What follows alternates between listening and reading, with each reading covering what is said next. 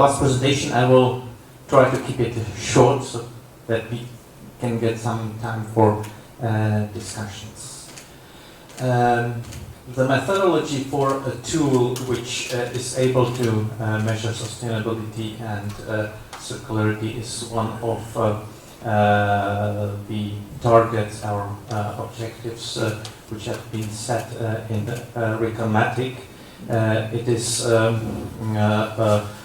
most important deliverable of work package 6, and I am speaking about the progress in charge of Teresa, who is the leader of this work package.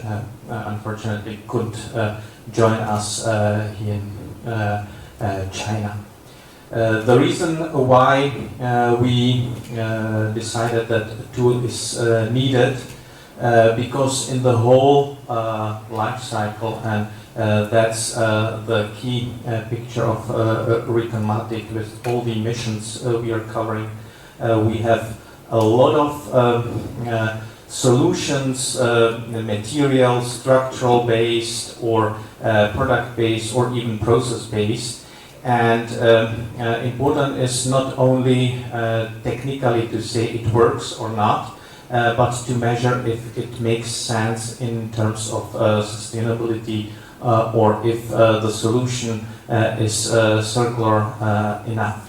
Of course, as previously in the presentations was introduced as well, there are many solutions already now on the market in Europe, in the US, in China, and in other countries, which are measuring life cycle, which are measuring energy efficiency, which are measuring maybe sustainability. The problem of, let's say the fact about these tools is that they are expert-oriented, they are usually very complex, and this does not really support different stakeholders if they need some quick decision.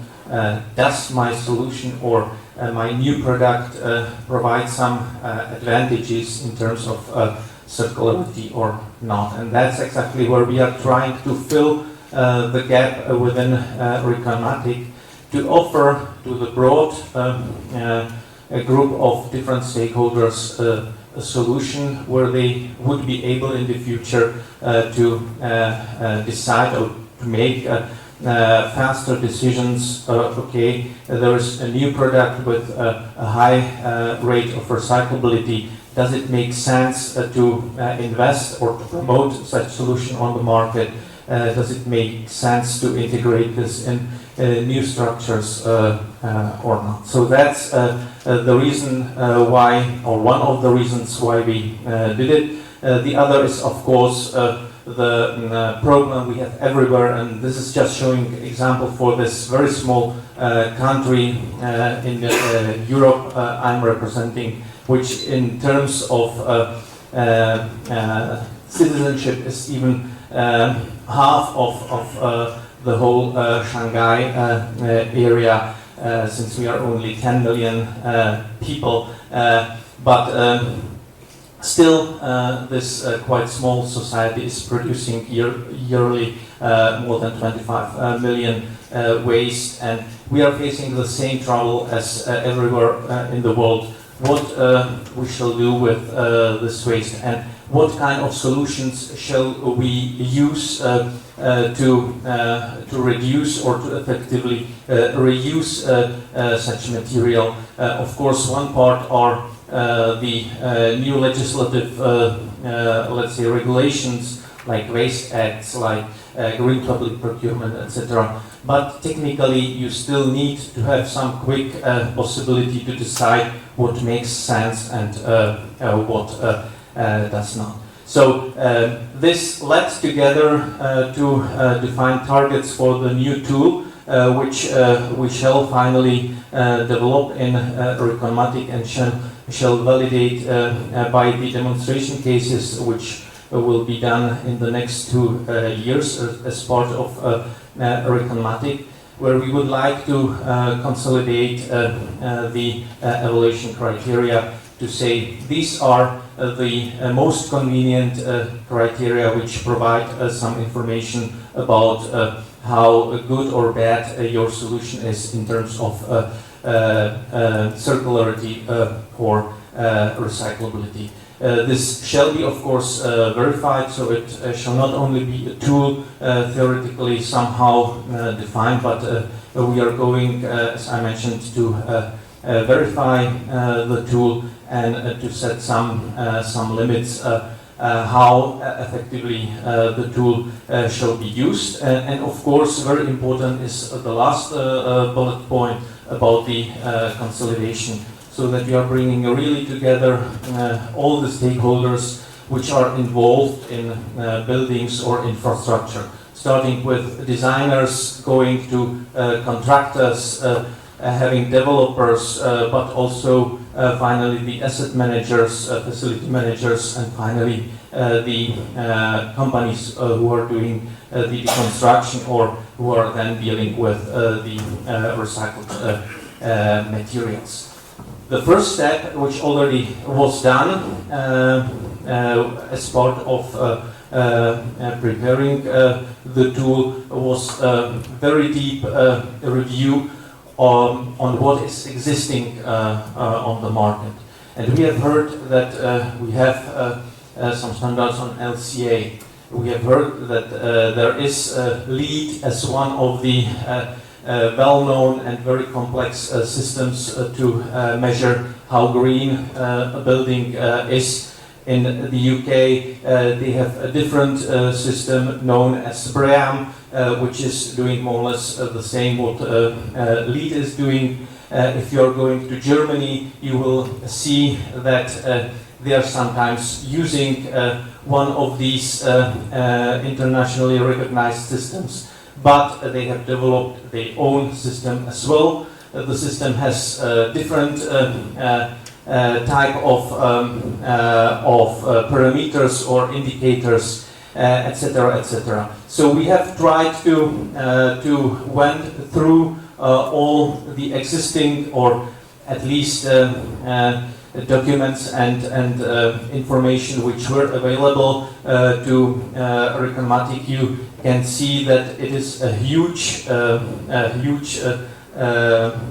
number of standards and systems, and it's even not all which is existing, because if you're looking on infrastructure, which is a little bit behind buildings, there are already now also new tools coming up which are trying to measure in a very complex way how the structures are sustainable or green. So the trouble we have is very large, because behind all these existing standards or tools, when we have read and compared everything, we have seen that there are more than 600 indicators you can use from different point of views to measure or to compare if a product or a construction is sustainable, green, or circular, which is a terrible number of indicators, and even it's very hard to compare between these indicators. So what has been done in the first step was having a lot of discussions with different stakeholders, having national workshops to reduce somehow the number of indicators and to set some categories. So the key categories are these fives, starting with environment, but if you're looking on circularity, it's not only about environment. You have to take care about social aspects as well, about technical parameters, of course about economy, and then governments. All this is somehow displayed today in ESG, which more or less is very similar to what we are approaching in a RECONMATIC. Then, based on these categories, we have some subcategories, like for environment, you have materials, you have the impact on water, you have the impact on air, meaning emissions, you are generating somehow energy, etc.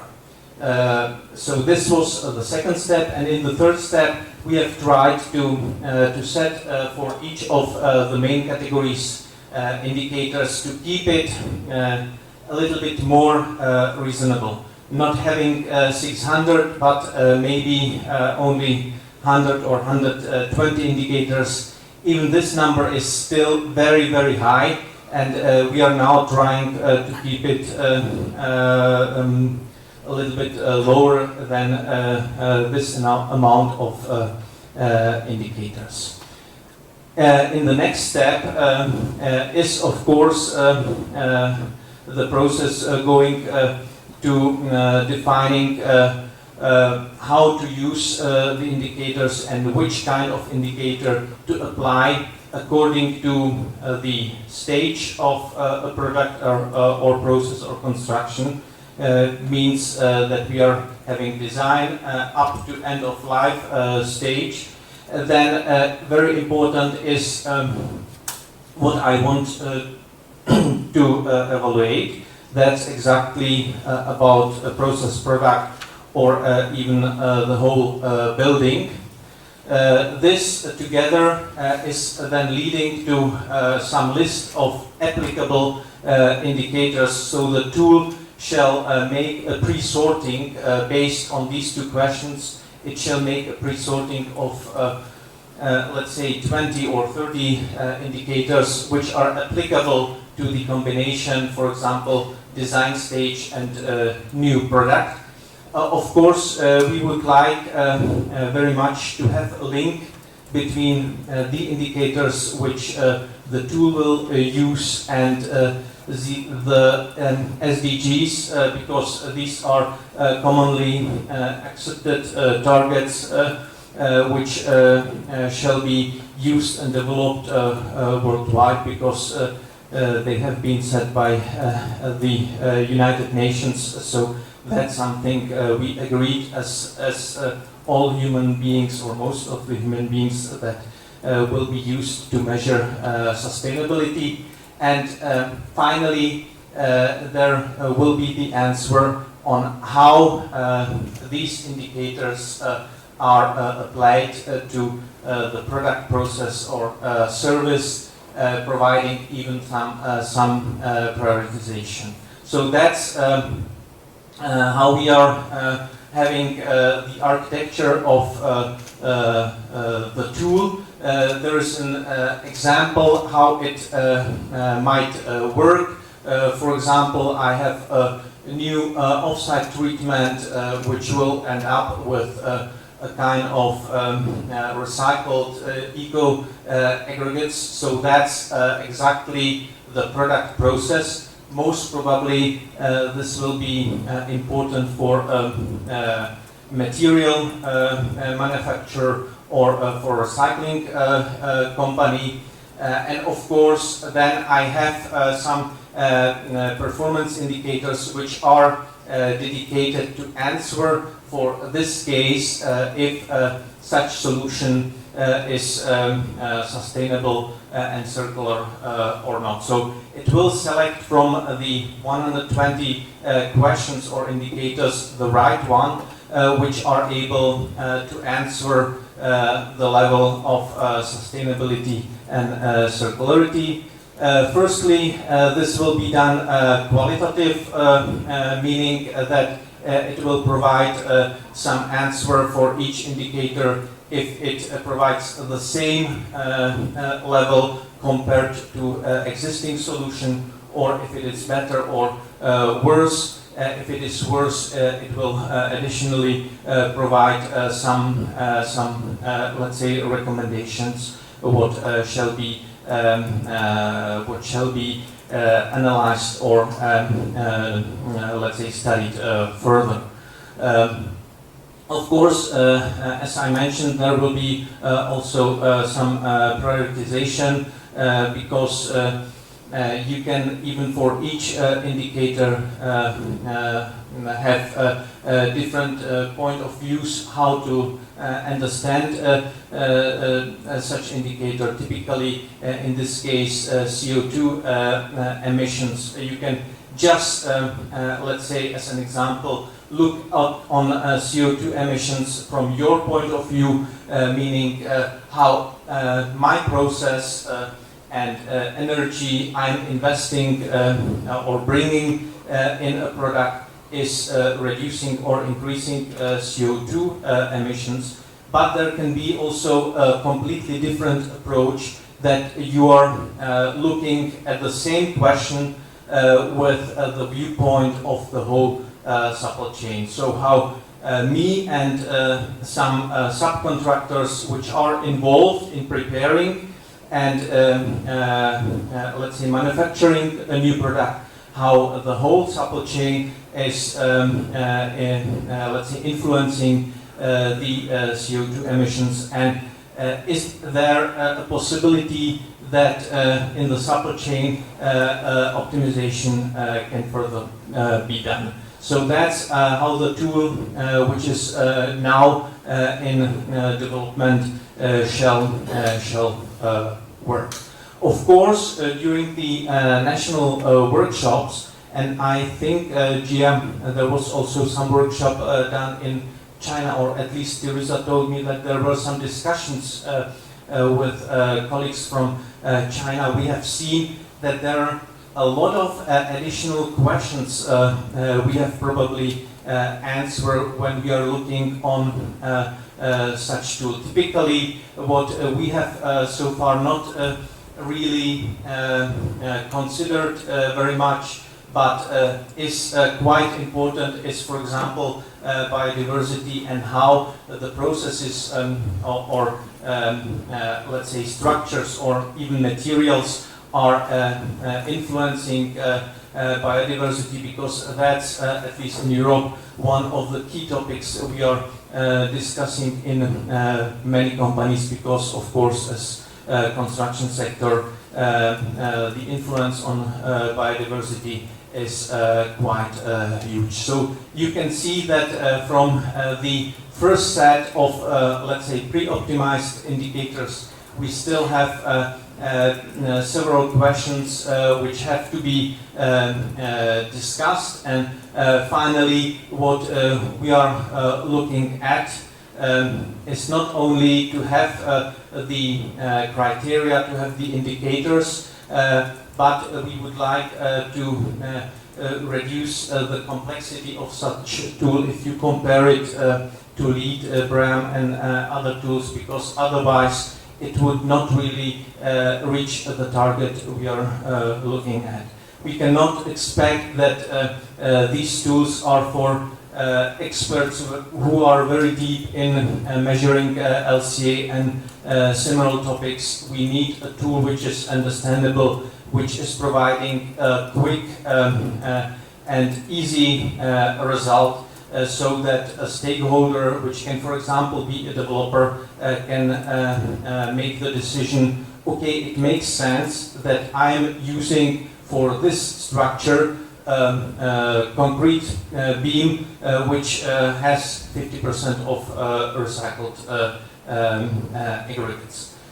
The tool will be developed in the first stage in English language, but already during writing RECONMATIC project, we decided that we will try to have some mutations to other languages, because it's always more comfortable to everyone if he can read and use such tool in his own language. And finally, it will be linked to policies and legislation, because I mentioned already that in Europe we have at this moment a lot of new legislation which is setting clear rules to the industry, what has to be done, And of course, these more technically oriented tools have to be in line with the legislation, so that they are supporting what the legislation is asking for. Otherwise, the normal stakeholders will not use it. So that's all from my side. Thank you.